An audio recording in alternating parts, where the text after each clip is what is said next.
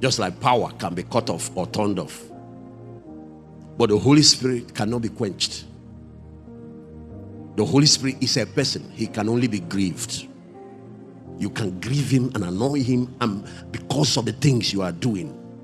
And whenever he is grieved, he keeps warning you in your spirit. Your spirit grieves. Your spirit is in alignment with him. Whatever his feelings are, his emotion, your own spirit picks it up.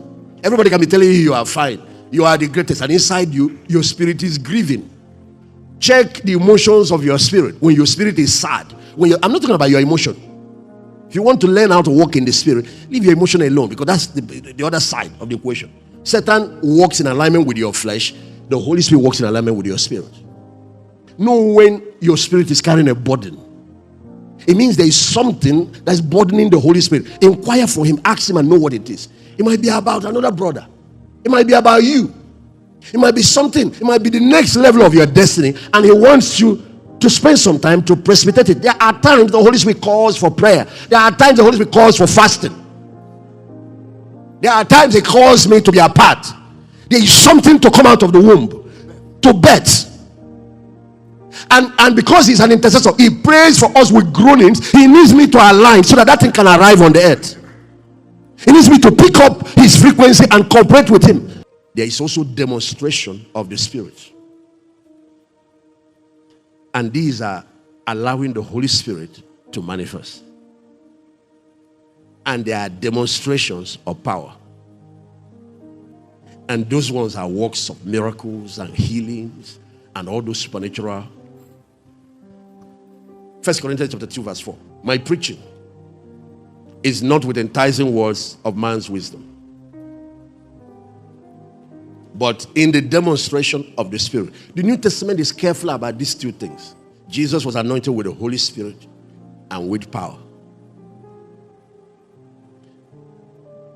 My preaching is not with enticing words of man's wisdom, but in the demonstration of the Spirit and of power.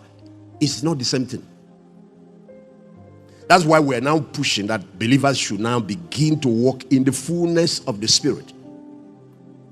There are some of us who really carry the indwelling. We don't carry the endowment. After the indwelling, there is endowment with power. The reason the endowment is important is that in ministering to people, that is part of the power that is transferable. That's electricity. The endowment is the electricity. That's why you send into the houses to power the house, power the appliance, and affect a lot of lives. The indwelling is the generator. The indwelling is a person. So the part that is for impartation. I wave hands on people, I lay hands on people, it impacts on them, and that's the dunamis. The indwelling is for transformation. It makes me, that's one that makes me like Jesus. So now, part of the demonstration of the Spirit, because when we talk about demonstration of power, you all know what it is. You will notice that there are two classes of prophets. There are prophets that have the ability to bring the word of the Lord, tell us what God is going to do, what is coming, and all that. But they don't have power to back it up. They don't have the doing power. They give the prophecies and go and wait till when God will fulfill it. But then you notice another class of prophets that they don't just speak and prophesy. They have power to cause things to happen. The class of Elijah, the class of Elisha, the class of Moses. Of course, we hardly see prophecies of Elijah. Very few, except the few he gave to Ahab and his house. Hardly see. What you see more is demonstrations of power through his ministry. Look at Elisha. God didn't give him this instruction to kill some little children. It was passing because he was a bald-headed man. And a group of kids started shouting, "You bald-headed man, you bald-headed man." He just turned. And the thing left his mouth. He just spoke. All of a sudden, bears came from the forest and ate up. I think there were 42 children. 42 children.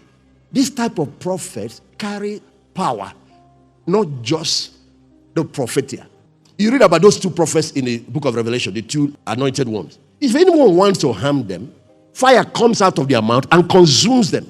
And they have power to punish people on earth with as many plagues. Notice the word there. Book of Revelation chapter 11. With as many plagues as they please, as they will.